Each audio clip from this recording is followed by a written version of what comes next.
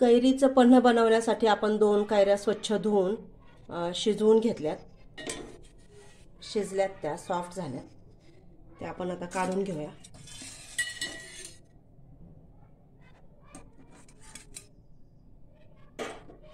त्याच्या साल वरती काढून घेऊयात आणि यामध्ये त्याचा पल्प काढण्यासाठी आपण याच्यामध्ये तिला मॅश करूयात।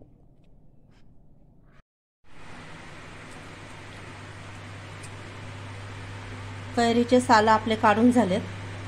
आता आपण या पद्धतीने त्याचा पल्प काढूया।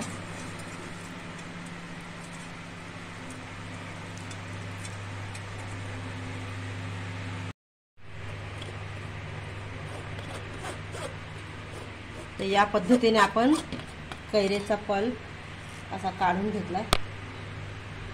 तुम्ही बघताय छान मऊसूद असा छान निघालाय।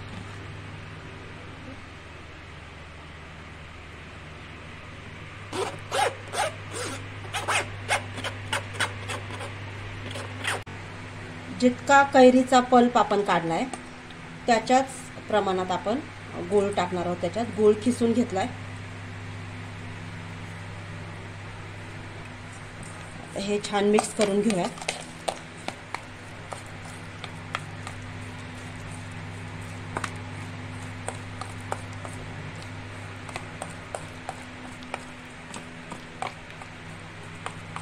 गूळ छान बारीक किसणीने किसून घेतलाय, त्यामुळे तो व्यवस्थित त्याच्यामध्ये मिक्स झालाय।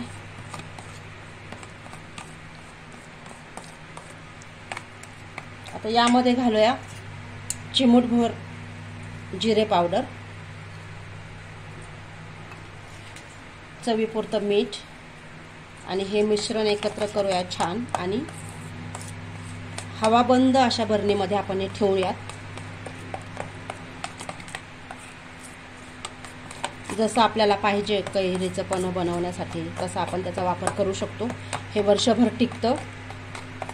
तुम्ही बघताय छान मिक्स झालंय।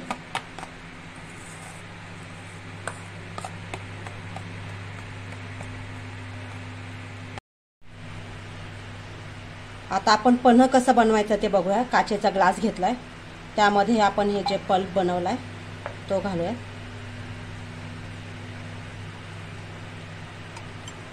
त्यामध्ये घालूया थंडगार माठातलं पाणी।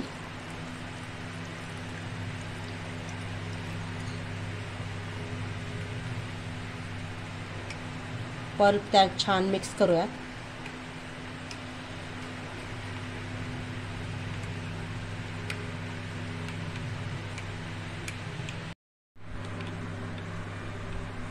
तुम्ही बघताय आपला पन्ह छान तयार आहे।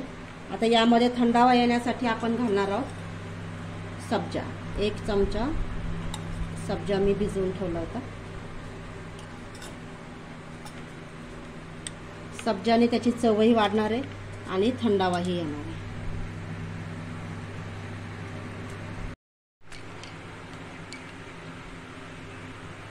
आपलं थंडगार छान अतिशय टेस्टी असं पन्ह तयार आहे।